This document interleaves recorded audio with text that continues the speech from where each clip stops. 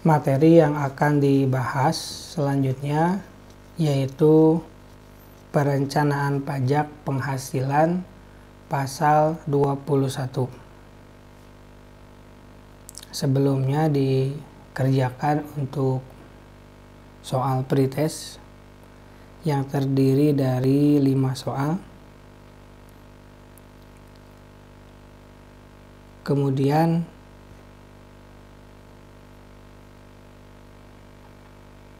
masuk pada pendahuluan, dinamakan pajak penghasilan pasal 21, itu disebabkan oleh aturan mengenai ini berada di pasal 21 Undang-Undang PPH. Makanya dimasukkan ke dalam PPH pasal 21. Adapun dasar hukum yang harus diketahui oleh wajib pajak ini adalah minimal yang berkaitan dengan PPH pasal 21. Ada pedoman teknis, ada undang-undang PPH, kemudian ada PP, kemudian ada peraturan Dirjen Pajak, kemudian ada PMK, dan yang terbaru di sini ada Undang-Undang HPP. Kemudian ini salah satu pelaksana dari Undang-Undang HPP.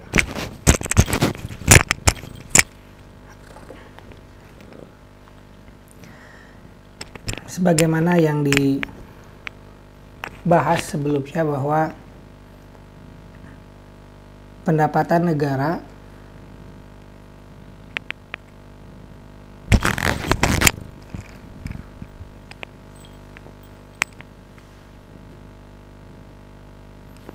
pertama berasal dari pajak, yang kedua bukan pajak, dan yang ketiga adalah hibah.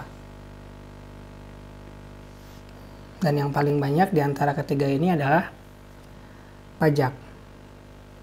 Kemudian di sisi pajak yang paling banyak itu berasal dari pajak pertambahan nilai dalam negeri. Yang kedua pajak impor. Yang ketiga PPH 21. Nah, artinya PPH 21 ini memiliki peran yang besar dalam penerimaan pajak yang berasal dari penerimaan negara yang berasal dari pajak. Nah, berikut adalah tabel penerimaan pajak di tahun 2019. Di sini kita bisa lihat yang pertama adalah PPN dalam negeri, yang kedua pajak atas impor, dan yang ketiga PPH pasal 22.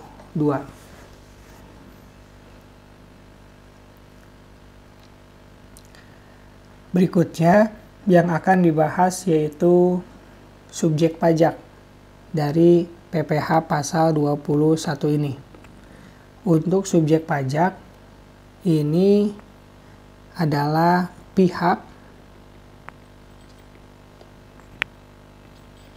yang menerima penghasilan. Jadi ketika dikatakan siapa yang menjadi subjek pajak untuk PPH ini, jawabannya adalah pihak yang menerima penghasilan. Jadi ketika ada pihak yang menerima penghasilan, maka termasuk ke dalam objek PPh 21. Adapun rinciannya, yang pertama orang pribadi, yang kedua warisan yang belum terbagi, yang ketiga badan, dan yang keempat bentuk usaha tetap. Jadi ketika dilihat, setiap orang itu merupakan subjek pajak, baik itu pribadi maupun badan. Sehingga dalam hal perencanaan pajak yang berkaitan dengan subjek pajak itu sangat sulit untuk dilakukan. Kenapa? Karena penghasilan pasti diterima, baik itu oleh orang pribadi atau badan. Kemudian, objek pajak penghasilan, sebagaimana namanya tentu adalah penghasilan. Adapun definisi dari penghasilan yaitu tambahan kemampuan ekonomis. Maksudnya, misalkan di bulan Januari kita belum mampu beli tas, ya. Namun di bulan Februari kita bisa beli 1 tas. Nah, artinya di situ ada tambahan kemampuan ekonomis.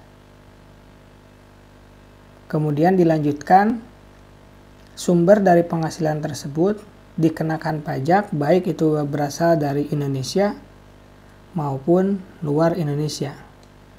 Kemudian dapat dipakai baik itu untuk konsumsi atau menambah kekayaan. Nah, di sini ada kalimat berikutnya yaitu dengan nama dan dalam bentuk apapun. Dari kalimat ini bisa disimpulkan bahwa pada prinsipnya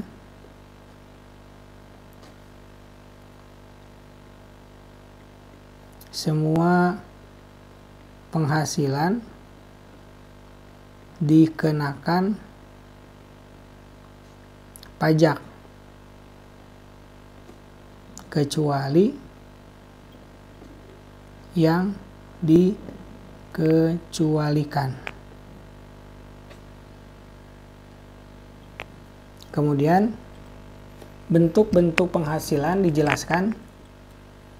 Yang pertama, penggantian yang berkaitan dengan pekerjaan, gaji, upah, tunjangan, honorarium.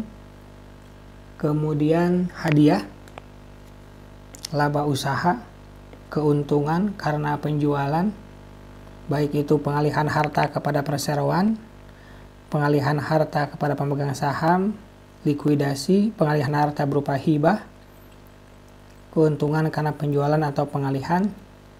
Kemudian ada penerimaan kembali pembayaran pajak, bunga, dividen, royalti, sewa, penerimaan atau perolehan pembayaran berkala, keuntungan karena pembebasan utang, keuntungan selisih kurs, selisih lebih penilaian kembali aktiva, premi asuransi, iuran yang diterima atau diperoleh, tambahan kekayaan neto yang berasal dari penghasilan yang belum dikenakan pajak, penghasilan dari usaha berbasis syariah, kemudian ada imbalan bunga, dan yang terakhir adalah surplus Bank Indonesia. Jadi secara singkat itu yang namanya objek pajak penghasilan, setiap penghasilan yang bentuknya uang yang masuk ke rekening dan juga uang secara fisik. Karena banyaknya penghasilan yang dipajaki oleh PPh pasal 21 ini menggunakan kalimat dalam bentuk apapun. Nah, sehingga dalam hal perencanaan pajak PPh pasal 21 kita bisa berfokus kepada yang bukan termasuk ke dalam objek pajak, ya, kepada yang bukan termasuk objek. agar tidak dikenakan pajak. Ini strategi ya agar kita tidak dikenakan pajak.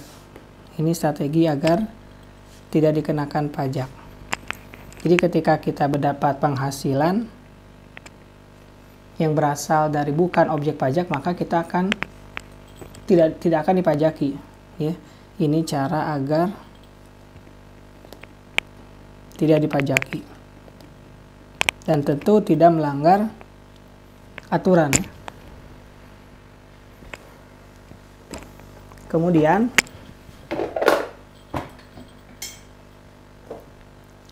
pembayaran PPh pasal 21 ya. Pembayaran PPh pasal 21 ini dilakukan yang pertama itu oleh sendiri. Ini dilakukan apabila dia memiliki usaha sendiri.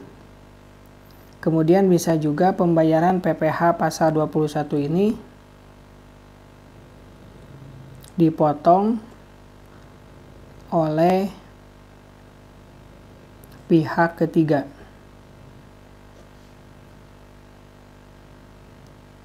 Ya. Di sini pihak yang diwajibkan melakukan pemotongan, penyetoran dan pelaporan yaitu pemberi kerja. Misalkan kita kasih contoh yaitu perusahaan. Nah, perusahaan ini merupakan salah satu pihak ketiga yang memiliki kewajiban untuk memotong dan menyetorkan. Adapun kita sebagai penerima penghasilannya yaitu mendapatkan bukti potong yang akan dilaporkan setiap hari. Adapun orang pribadi yang melakukan kegiatan usaha, dia melakukan pembayarannya dengan cara menghitung sendiri, membayar sendiri, dan juga melapor sendiri. Nah, dari penjelasan di atas dapat disimpulkan bahwa yang pertama, setiap penghasilan yang diterima oleh wajib pajak akan dikenakan pajak.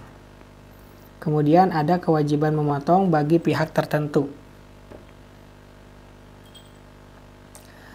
Pada umumnya, PPh pasal 21 melibatkan dua pihak, yaitu pihak pemotong dan pihak yang dipotong. Yang namanya pihak pemotong itu adalah pemberi kerja atau pemberi penghasilan atau yang menciptakan